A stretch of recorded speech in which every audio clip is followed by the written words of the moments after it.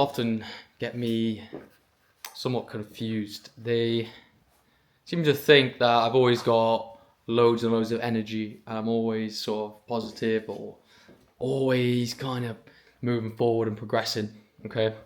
And yeah, just always having energy, like it's a breeze, like it's easy, like I don't have to try.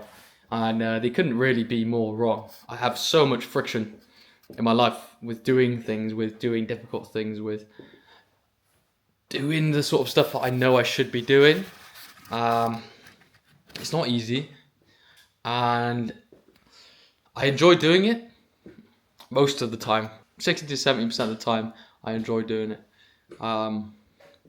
Maybe not so much in the moment, but for sure enjoy it afterwards, and I enjoy the feeling afterwards. Suffering, sacrifice, and pain in the moment for peace, enjoyment, fulfillment, happiness later. I think if we're constantly chasing happiness, we tend to sort of get lost.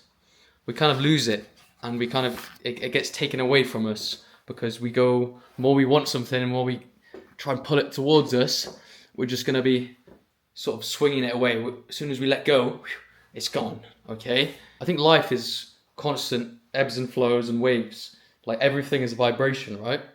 Emotions are vibrations. That's why when you're around someone who's super positive, super happy, super energetic, right, you can feel it. And it raises your energy up too. And when someone's sad, down, maybe depressed or angry or moody, and it lowers, it's a lower vibration, the frequency is lower, and you can feel that too, and it can impact you and it can make you feel that way, all right? And so if we're constantly chasing these highs, and this, we're constantly chasing the peak, we're going to be coming down at some point. The higher the peak, the lower the trough, okay? The lower the bottom. So I like to think of finding happiness and finding peace by going for the trough first, if that makes sense.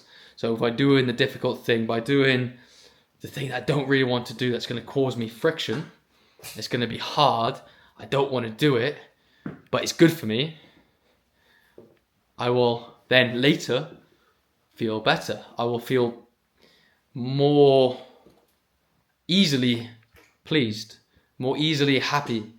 I'll get enjoyment out of little things a lot easier than if I hadn't have done that difficult thing. And I'm sort of telling you this now as a way to sort of hype myself up, I suppose. Because it's raining a lot right now outside, and I don't know. I don't really want to go for a run, right? But I know I'm going to feel better. I'm in a bad mood at the moment.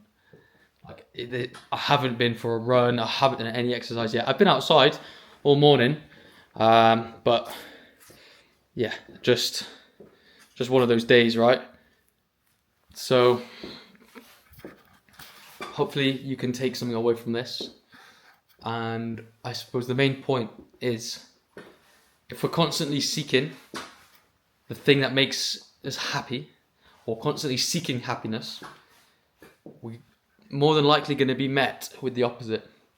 And when we do the opposite, when we seek discomfort, when we seek difficult things, when we seek uncomfortable situations, on the other side of that is happiness. And it's a lot more fulfilling. And you don't feel guilty about it either. So, yeah. You can kind of think of it in another way as well too, right? Where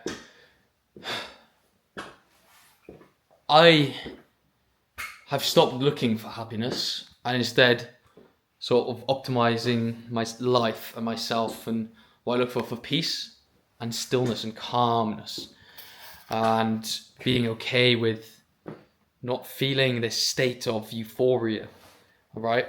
And just being mellow, being a nice, consistent sort of mood and energy, if that makes sense.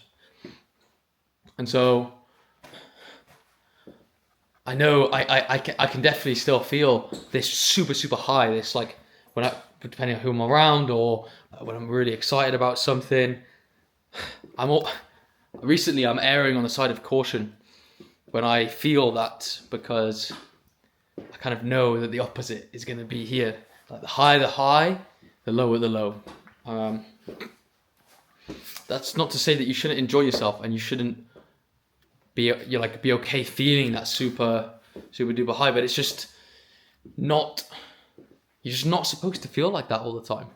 You got to learn to be okay with, if you're gonna feel that happiness, that super like high feeling, super like you feel amazing, just be ready. Be aware that you can't hold on to that forever.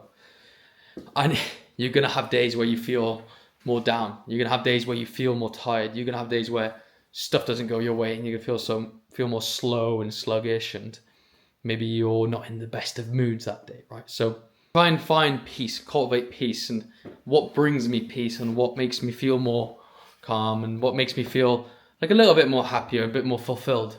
Okay, I tend to get that from pushing myself, from doing difficult things, from being around the right people,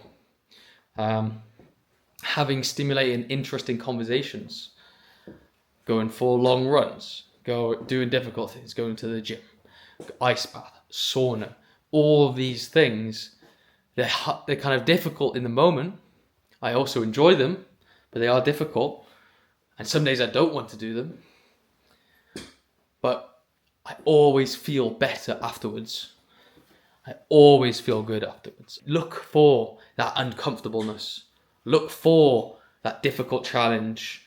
Do the thing you don't want to do, so that in your mind later on in the day, later on in the week, you can have peace and you can have space, and you give yourself space to actually enjoy things, because you're not feeling guilty for not having done the difficult thing that you've been postponing.